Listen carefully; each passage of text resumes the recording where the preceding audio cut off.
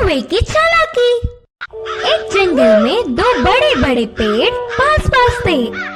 एक पेड़ पे कौवे घोंसला बनाकर रहते हैं तो दूसरे पेड़ पर कबूतर रहते थे। पूरा दिन खाना ढूंढते हुए शिकार के लिए भागते थे। शाम ढलते ही अपने अपने स्थानों पर विश्राम करते थे। कौवे के समूह में एक अति आलसी कौवा रहता था। वो उतना ही देर से उठता था।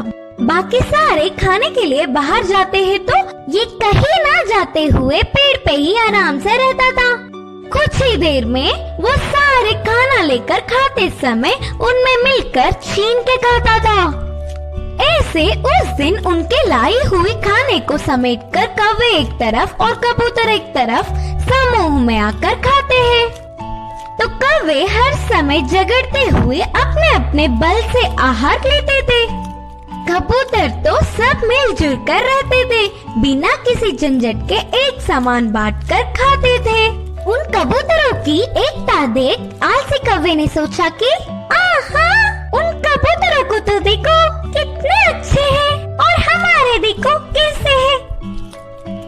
छी, अगर जन्म लेना ही है तो शेर की तरह लेना चाहिए या फिर कबूतरों की तरह लेना चाहिए। बोलकर बहुत ही उदास हुआ। कुछ देर सोच में पड़ गया और चालाकी से एक चाल चली। कपड़ों को रंग डालने वाले के घर जाकर सफेद रंग में डूब के उठा। उसके बाद अपने आप को शीशे में देखकर उछलने लगा। देखने के लिए कितना सुंदर हूँ, कोई भी मुझे कबूतर ही सोचेगा और कबूतरों के साथ अच्छे से खा सकूंगा। उड़ते हुए जाकर कबूतरों के समूह में मिल गया।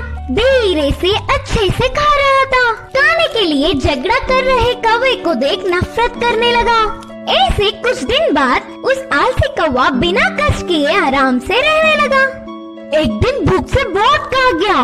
गले में खाना अटकने से पानी के लिए रोक नहीं पाया और तुरंत बोल के जोर से चिल्लाने लगा। इससे कौवे की पोल खुल गई और क्या, सारे कबूतर मिलके कौवे को चोट से मारते हुए भगा दिया।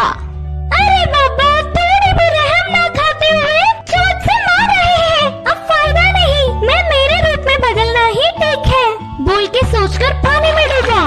मजाक ये था कि वो कड़ी रंग होने के कारण वो गया ही नहीं। बिना कुछ समझते हुए अकेला ही रह गया।